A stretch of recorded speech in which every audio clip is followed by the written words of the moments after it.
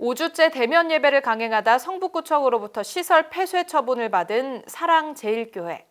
전광훈 씨는 시설 폐쇄도 아랑곳하지 않고 오히려 세종대로 일대에서 2주째 야외 예배를 강행하고 있습니다. 이런 배경에는 전광훈 씨가 집시법 위반, 감염병 예방법 위반 등 각종 혐의를 받고 있는 상황에서도 관련 수사가 지지부진한 것이 원인이 아니냐는 비판이 제기됩니다. 김준수 기자의 보도입니다. 지난 8월 29일 세종대로 일대의 모습입니다. 사랑제일교회 교인들과 전광훈 씨의 지지자들이 2주째 야외 예배를 강행한 겁니다. 사랑제일교회는 5주째 대면 예배를 강행하다 성북구청으로부터 시설 폐쇄 처분을 받은 상태입니다. 전광훈 씨는 교인들을 밖으로 내몬 채 예배 현장엔 나타나지 않고 별도의 스튜디오에서 설교를 전했습니다.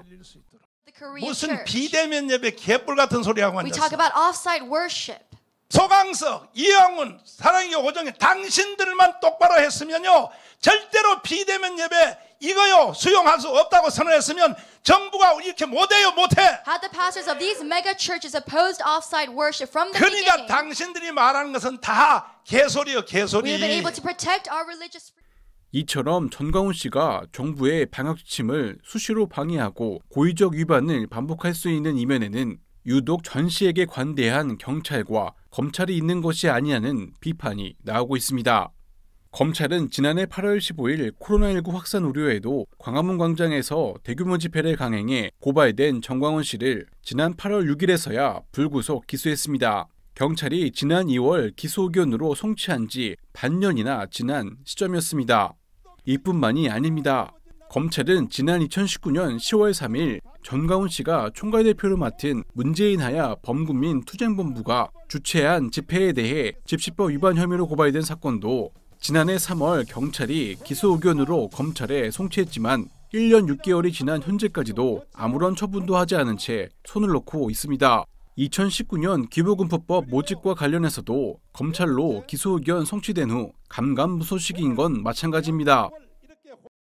같은 기간 고발된 공직선거법 위반 혐의에 대해 항소심까지 진행되고 있고 코로나19 발생 전이었다는 점을 고려하면 1년 6개월 동안 방치한 검찰의 판단이 쉽게 납득하기 어려워집니다.